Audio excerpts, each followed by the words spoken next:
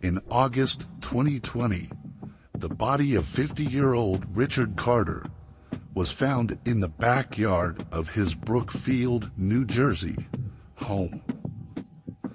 An investigation uncovered the shocking details of his wife, Laura Carter's years-long plot to exact revenge for his betrayals. In the 2005, following Richard's conviction for manslaughter, a series of calculated and chilling events began to unfold, leading to a stunning act of murder 15 years later. Brookfield, New Jersey, was the kind of town where life moved slowly, a place where neighbors exchanged pleasantries over neatly trimmed hedges, and children played under the shade of oak trees. The Carters were a picture-perfect couple in this tranquil setting. Laura Carter, at 32 years old, was the heart of her community. Her career as a nurse at Brookfield General Hospital was more than just a job. It was her calling. Patients and colleagues admired her calm demeanor and gentle touch. She had a knack for making others feel seen, a trait that masked her own insecurities. Laura had married Richard Carter when she was just 25. At first, Richard seemed like the ideal husband, charming, hardworking, and ambitious. His construction business flourished under his leadership, earning him respect in Brookfield. By the time he was 35, he had secured lucrative contracts that brought the couple financial comfort, if not happiness. They had no children, a fact that often led to whispers around town, but Laura brushed them aside. She had always believed they had time for a family when the moment was right. Beneath the surface, Laura and Richard's marriage was not as perfect as it seemed. Richard, while outwardly attentive, had a restless nature. Over the years, he began to spend longer hours at work and more evenings at bars with his colleagues. Laura convinced herself these absences were harmless, the sacrifices of a man driven to succeed. But cracks began to show when Richard's charm turned from endearing to manipulative. In 2003, Laura's world shattered. She found a receipt for an expensive necklace in Richard's coat pocket. It wasn't a gift for her. She kept the discovery to herself, trying to piece together the truth. Months later, a rumor reached her ears. Richard was having an affair with a young woman from his office. Emily Hale was 25 years old, vibrant, and full of life. She had recently joined Richard's company as an administrative assistant. The affair wasn't just a fleeting indiscretion. Laura discovered that Richard had been seeing Emily for over a year. When she confronted him in June 2004, Richard didn't deny it. Instead, he twisted the knife, accusing Laura of neglecting him and focusing too much on her job. His words broke something in Laura. She had spent years building a home and a life around him, sacrificing her dreams of pursuing further medical specialization to support his ambitions. Now, she was being told it wasn't enough. In November 2004, everything came to a tragic head. One night, Laura, unable to contain her suspicions, followed Richard to a bar on the outskirts of town. There she saw him with Emily, their affection for each other on full display. Laura confronted them, and the situation spiraled out of control. An argument erupted, loud enough to draw attention from other patrons. In the heat of the moment, Richard shoved Emily. She fell, hitting her head on a table. In a moment of panic, Richard grabbed a heavy beer bottle and struck her again, silencing her. Emily Hale was dead before anyone could call for help. Richard stood frozen, the realization of what he had done sinking in. Laura, horrified but loyal, called the police, crafting a story to protect him. She claimed it was an accident, a drunken mistake during a heated argument. Her voice was calm as she spoke to the officers, but her hands trembled. Richard was arrested and charged with manslaughter.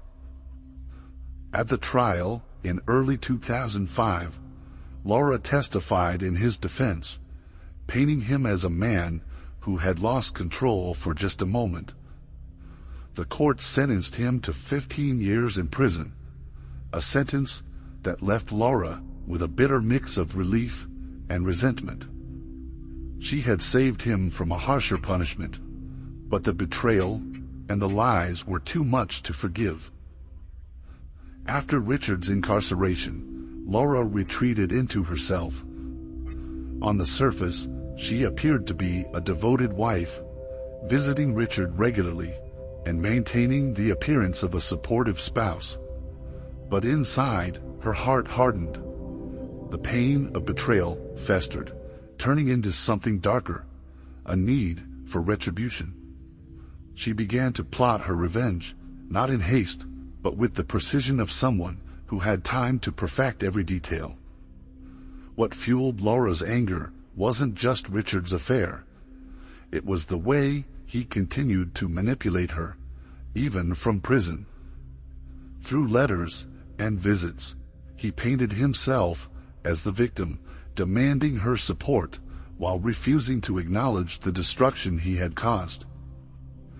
In 2006, Laura learned from an anonymous letter that Richard had continued his pattern of infidelity, even behind bars, charming a prison staffer. It confirmed what she had always suspected. Richard wasn't capable of change. By the 2008, Laura had formed an unlikely bond with Rose Hale, Emily's older sister. Rose had been vocal about seeking justice for her sister, often accusing Laura of protecting Richard. Laura reached out to Rose under the pretense of shared grief. Slowly, she gained Rose's trust, attending memorials and offering emotional support. In truth, Laura was extracting information, learning about Emily's life, her dreams, and her family's pain. It deepened her resolve. Rose revealed that Emily had been planning to leave Richard, tired of his broken promises. This detail haunted Laura. Emily had seen through Richard's lies, but Laura had clung to them for far too long. By 2010, Laura's visits to Emily's grave became a routine, not out of guilt, but as a ritual to remind herself of the man she would one day destroy. Laura's transformation was gradual but deliberate. She became a student of vengeance, using her medical background to study forensics and poisons. By the 2012, she had completed courses in psychology, focusing on behavioral manipulation. She learned how to hide her emotions, how to build trust, while masking her true intentions. Her hobbies changed too. She took up gardening, not for leisure, but to grow toxic plants like foxglove and belladonna. By 2015, Laura had also mastered the art of surveillance. She invested in discreet recording devices and learned how to track individuals without raising suspicion. It wasn't paranoia, it was preparation. Every skill she acquired was another tool for the day Richard would return to Brookfield. In the years leading up to the 2020, Laura lived a life of quiet determination.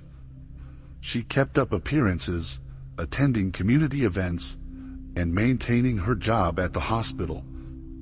Neighbors admired her resilience, often commenting on how gracefully she had handled her husband's imprisonment. They didn't know that behind her composed facade was a woman counting down the days until her carefully crafted plan could unfold. As the date of Richard's release approached, Laura's preparations intensified. She began cataloging every aspect of his life in prison through third-party contacts, building a psychological profile of the man he had become. She knew his weaknesses, his routines, and, most importantly, his arrogance. Laura Carter was no longer the same woman Richard had betrayed. She had become something colder, more calculated, a predator, waiting patiently for the perfect moment to strike. The crisp air of March 1st, 2020, carried an unusual buzz through Brookfield. Richard Carter, once the pride of the community and later its greatest scandal, was coming home. His release marked the end of a 15-year sentence, but for many in the town, it reopened old wounds. To some, he was a tragic figure who had made a terrible mistake. To others, he was a manipulative predator who had escaped true justice. For Laura Carter, his wife, his return was the culmination of years of carefully concealed planning. Laura had prepared meticulously for this day, rehearsing her expressions and reactions as though for a performance. When Richard walked through the door of their modest home on a March 2nd, Laura greeted him with a composed smile, her eyes betraying none of the hatred that simmered beneath. Her neighbors and acquaintances were invited to a small dinner to celebrate Richard's return, a gesture Laura knew would be scrutinized. She cooked his favorite dishes, ensuring every detail reinforced the illusion of a devoted wife. The event was a study in tension. Neighbors clinked glasses and exchanged pleasantries, but their eyes darted between Laura and Richard, searching for cracks in their facade. Richard, now 50, seemed eager to reclaim his status, talking animatedly about reopening his construction firm and moving past his mistakes. Laura nodded and smiled, her hand resting lightly on his arm, but her mind was elsewhere. Every word Richard spoke reminded her of his betrayal. Every laugh from the guests felt like an echo of her humiliation. Behind closed doors, Richard's arrogance resurfaced almost immediately. He spoke about rebuilding his life as though the last 15 years had been a minor inconvenience. He boasted about connections he had maintained even from prison, and dismissed the strain Laura must have endured during his absence. Laura listened quietly, masking her disgust with the patience she had cultivated over years. She observed him like a hunter watching prey, noting his vulnerabilities and routines. The cracks in the facade became evident to the town within days. On March 8th, Richard was spotted at a local diner with a woman barely in her 30s. Rumors spread quickly. The woman was an employee from a nearby hardware store, her bright smile and flirtatious demeanor a stark contrast to Laura's composed reserve. Richard's return to his old habits did not go unnoticed, but Laura remained silent. Her actions betrayed nothing, though her nightly visits to Emily Hale's gravesite grew more frequent. Laura's late-night rituals were steeped in a dark catharsis. She would sit at Emily's headstone, her fingers tracing the engraved name, and reflect on the years she had spent suppressing her pain. Emily had been young and hopeful, her life snuffed out by the man who had once promised Laura a lifetime of love. It was during these visits that Laura steeled herself for what was to come. The timeline she had been preparing for years was now in motion. By May 15th, Laura Ari had decided that the time had come. That evening, the spring air was unusually cool, a light drizzle softening the ground beneath the Carter home. Laura had spent the day preparing meticulously. Every detail mattered. She had poisoned Richard's drink earlier in the evening with a sedative she had researched extensively, ensuring he would be weakened but conscious. Around 9 p.m., Laura suggested that Richard check the roof. She had planted a subtle but plausible excuse, a loose tile that could potentially damage the gutters. Richard, groggy but eager to assert his usefulness, climbed the ladder while Laura stayed below, her heart pounding steadily. She watched him stumble slightly, the sedative beginning to take effect. The next moments unfolded with a chilling precision. On the roof, Richard struggled to steady himself. Laura joined him, ostensibly to help, but her movements were deliberate. What exactly happened in those final moments remained a mystery, but the result was undeniable. Richard fell, or was pushed, off the edge. His body landed heavily on the ground below, the sound echoing sharply in the still night. Laura called the police at 9:37 p.m., her voice frantic but controlled. She claimed that Richard had lost his balance while inspecting the roof, a tragic accident. The officers who arrived found her sitting on the porch, her hands shaking, though her eyes were dry.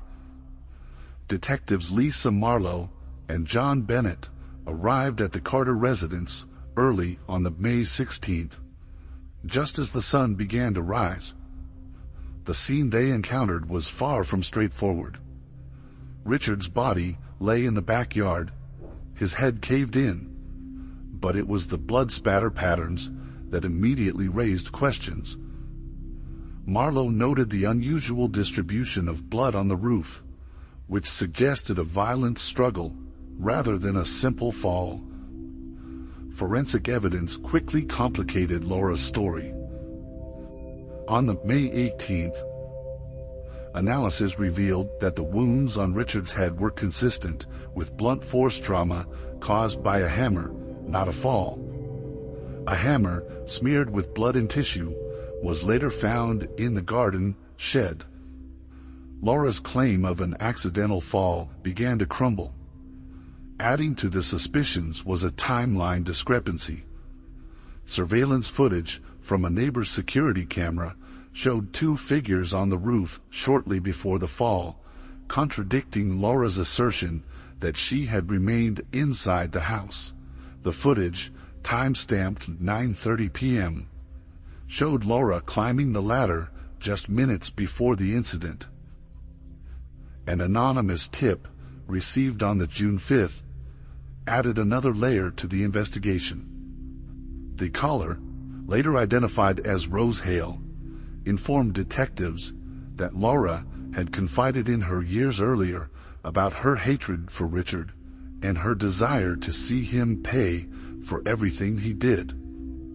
Rose's account cast a shadow over Laura's public persona as the dutiful wife. The most damning evidence came from the autopsy report on June 20th. It revealed trace amounts of a rare sedative in Richard's blood, a substance Laura had access to through her medical background. The discovery pointed to premeditation, solidifying the theory that this was no accident. By July, detectives Marlowe and Bennett had pieced together a compelling narrative. Richard Carter's death was not the tragic result of a fall, but the culmination of years of simmering rage and meticulous planning. The town of Brookfield, once captivated by Richard's return, now whispered about Laura's quiet determination and the lengths to which she had gone to seek justice, or revenge.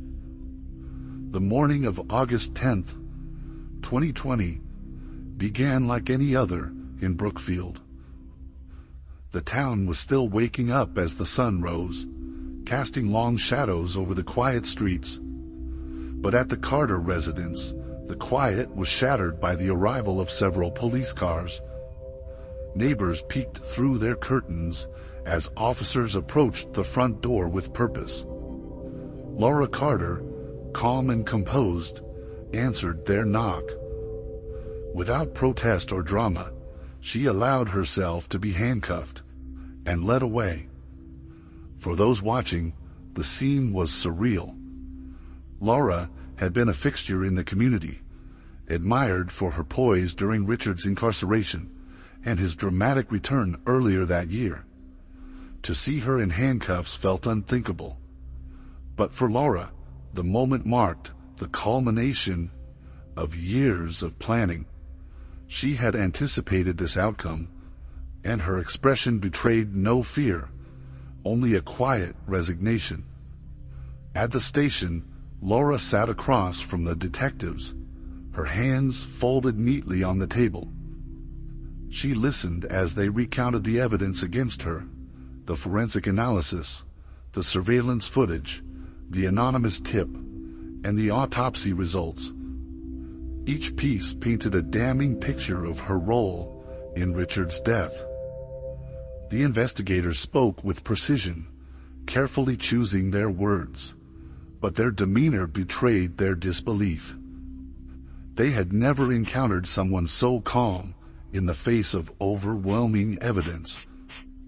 Laura's confession, when it came, was chilling in its clarity. She described her actions with the detachment of someone recounting a distant memory. She admitted to slipping a sedative into Richard's drink on the May 15th, knowing it would weaken him but not render him unconscious. She confessed to following him onto the roof, initiating a confrontation that escalated into violence. She described the moment she pushed him, her voice steady, as she detailed how she staged the scene to appear accidental.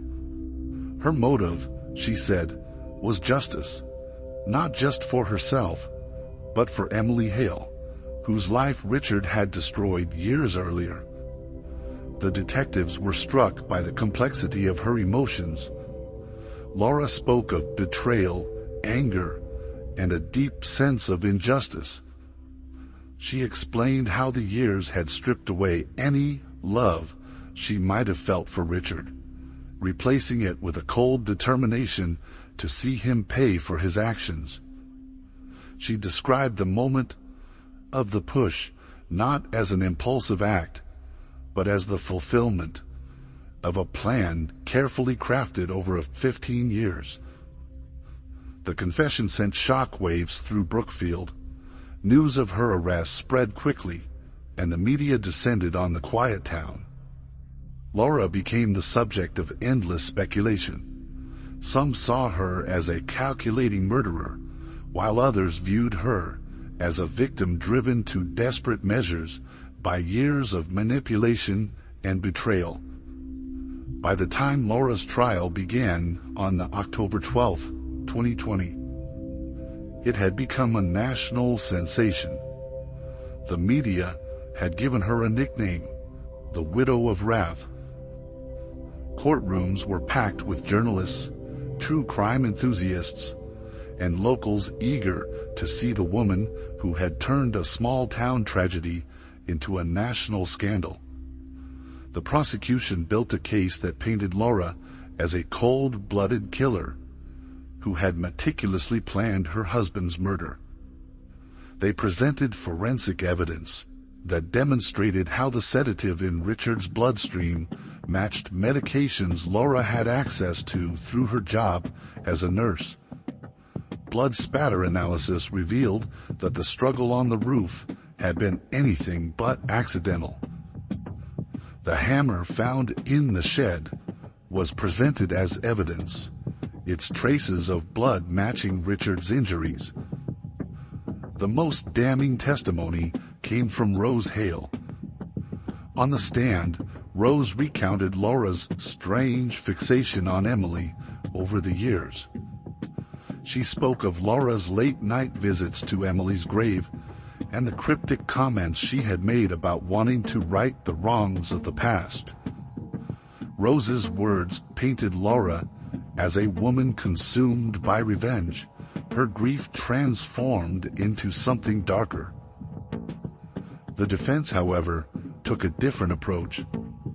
Laura's attorneys argued that she had been pushed to the edge by years of emotional abuse and betrayal.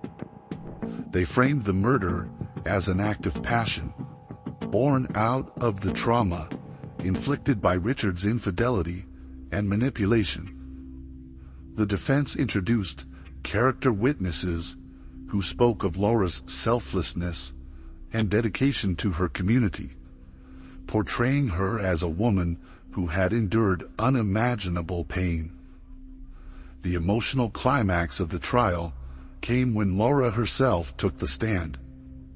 She spoke of her marriage to Richard, the promises he had broken, and the lies he had told. She described the years she spent supporting him despite his betrayals, the nights she cried alone while he pursued other women. Her voice faltered only once when she spoke of Emily Hale. Laura described Emily as a young woman full of promise, her life cut short because of Richard's selfishness. She admitted to visiting Emily's grave, not out of guilt, but out of a sense of responsibility to honor the life Richard had taken. The jury deliberated for 4 days, their decision complicated by the conflicting narratives.